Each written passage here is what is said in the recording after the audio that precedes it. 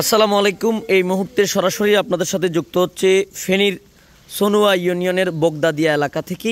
এখানে দেখতে পাচ্ছেন বিশাল একটি গ্রাম বগদাদিয়া বলা হয়। এই গ্রামটিকে প্রায় 200 পরিবারের পানি নিষ্কাশনের একমাত্র ড্রেনটি খনন না করায় এভাবেই প্রত্যেকটি বাড়িতে পানি জমে আছে এবং তারা মানবতর জীবনযাপন করছেন। আমরা এই মুহূর্তে যে বাড়িটিতে আছি এটি একজন বীর মুক্তিযোদ্ধার বাড়ি।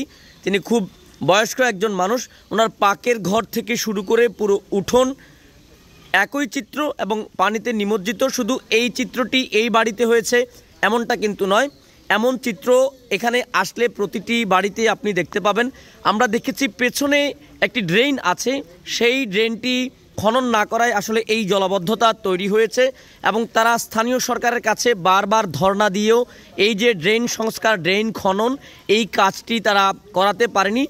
আমরা স্থানীয়দের সাথে কথা বলবো এই বিষয়ে, সরকারের কাছে তাদের কি দাবি তারা তুলে ধরবেন। আসলে একটু বৃষ্টি হলেই এখানে এভাবে জলাবদ্ধতা তৈরি হয়। আপনারা দেখতে পাচ্ছেন এই যে ঘরগুলোর বাসিন্দারা পানিবন্দী হয়ে পড়ে, বন্যা ছাড়াই তারা পানিবন্দী হয়ে পড়ে এবং তাদের মানবতর জীবনযাপন করতে হয়। আমরা স্থানীয়দের সাথে কথা বলবো।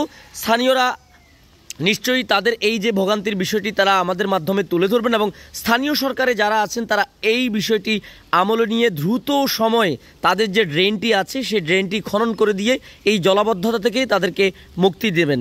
আমরা স্থানীয় সরকার মন্ত্রণালয় বিশেষ করে আমাদের প্রশাসন মহোদয় দৃষ্টি আকর্ষণ করতেছি।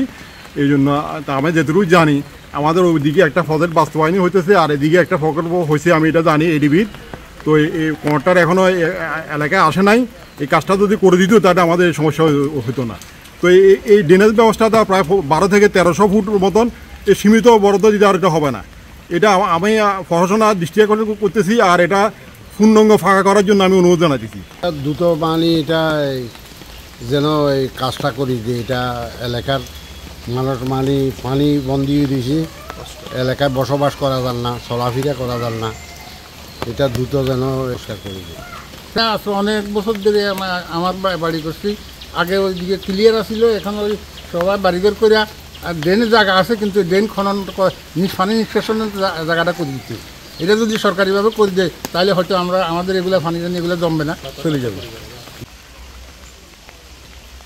কিছু সৃষ্টি গঙ্গা এটা ক্লিয়ার হলে একটা টানে না।